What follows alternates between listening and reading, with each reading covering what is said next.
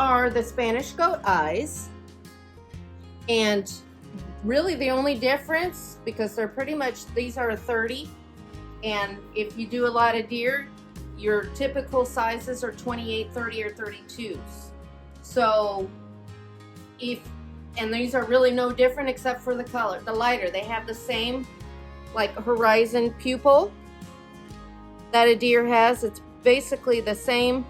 And they're so dark that people usually don't notice the pupil as much unless you get the light colored. You can get the light colored for deer for eyes. I have seen one or two more the reddish colored one with lighter, more coppery eyes. Coppery. Is that a new word? Coppery eyes. So lighter idea, but typically your standards, you're gonna order the dark. So you really don't see the pupil as much, but this is basically what they look like. These are just lighter for goats. It's still gonna line up the same, the corner of the eye.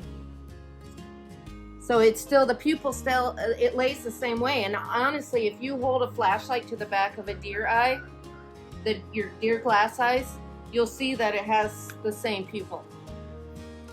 So yeah, that they have the same eye pretty much, except for the goat is just lighter.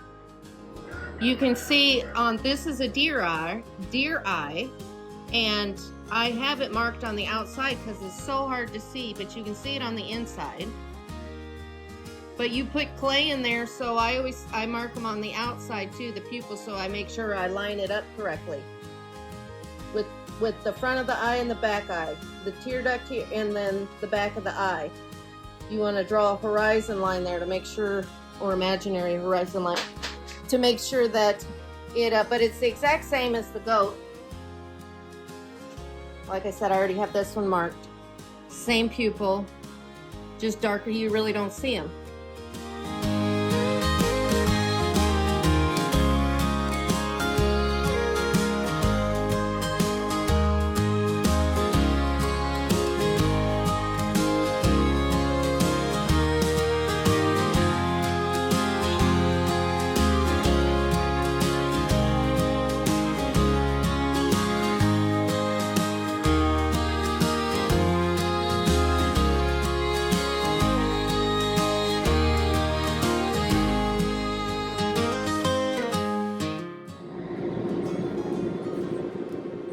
Those in a little bit more. I look at it. Make sure the pupils line up good. Draw a straight line. See? Mm-hmm.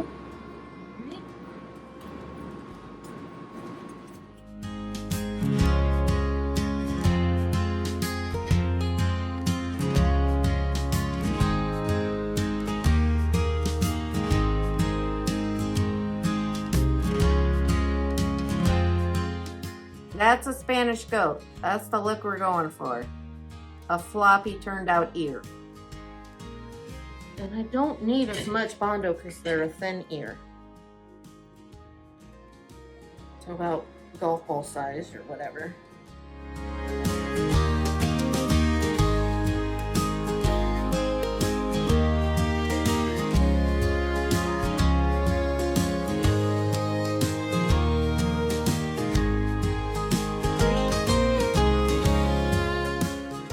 Anymore, unless you order it specifically, I've had a lot of people comment, you need to use red cream hardener.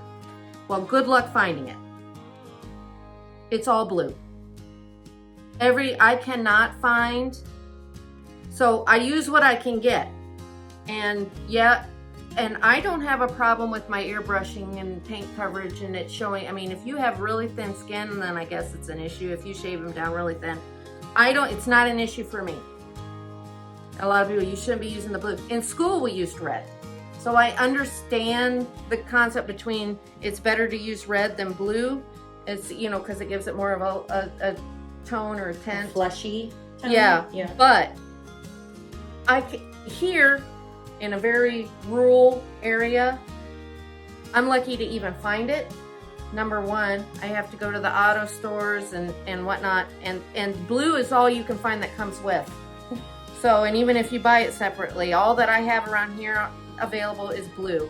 Yeah, I'm sure you can order it online, but usually when I notice that I don't have the time to order it. You need it that day. Because it even takes forever to get stuff shipped here because we're in the mountains, we're in, the boonies. So I'll run to AutoZone, or I think we have an Advanced Auto and a CarQuest here.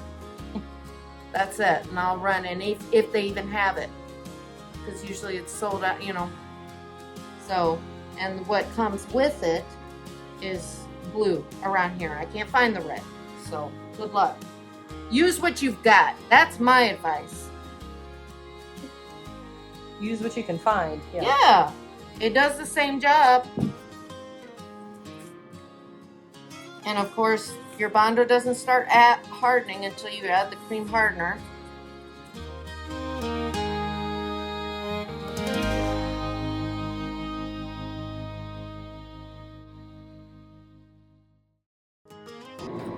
And of course it's a little thicker because I added the chop too. But I want to make sure it holds and adheres the shape that I give it.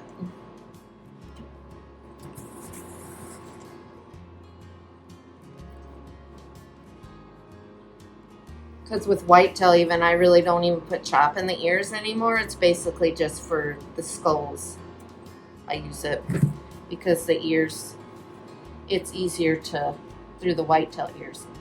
But since this guy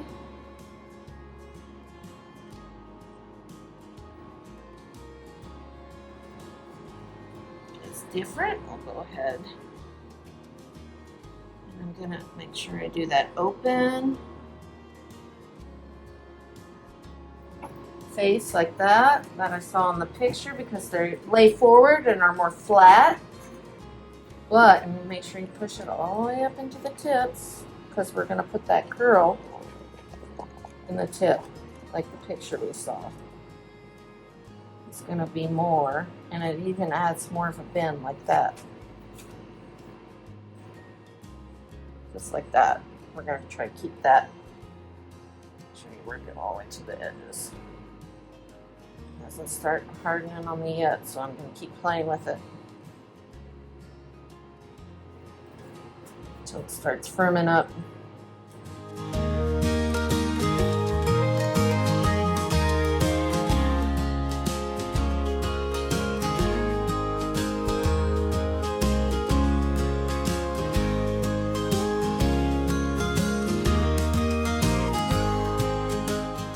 And of course, as always, the more cream hardener you put in there, the faster it sets.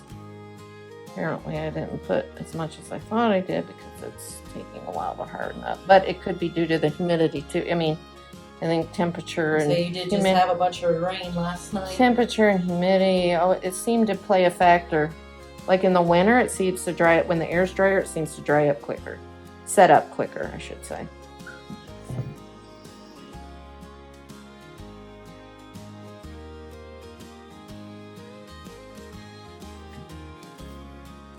There we go. Now it's starting to get somewhere.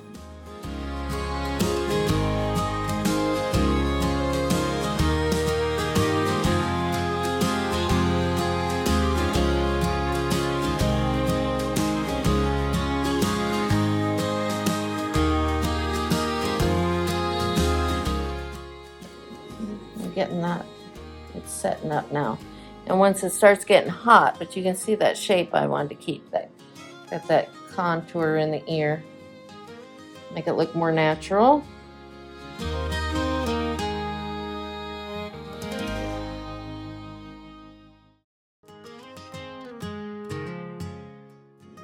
I know it's weird, but I'm even more excited about mounting because the ears are different.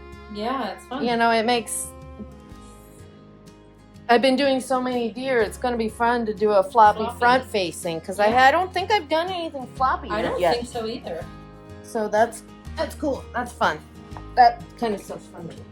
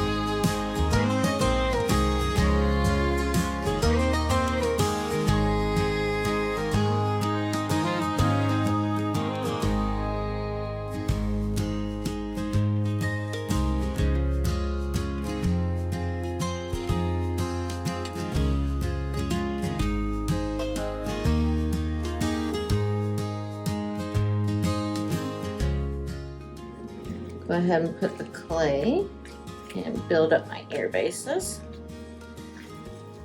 Pack that down in there, fill up any gaps that the Bondo may have left. Give it a nice full look on the ear base. And of course these ears are going to be pointed down like this. So make sure you remember that when you get them on there. And when I get on there, if I need to add more, I can. Before I do that, I'll usually set the ears and kind of get a feel where I want them, and then like run a piece of wire in them or something, and that way when I go to sew up, stuff stays where I want it.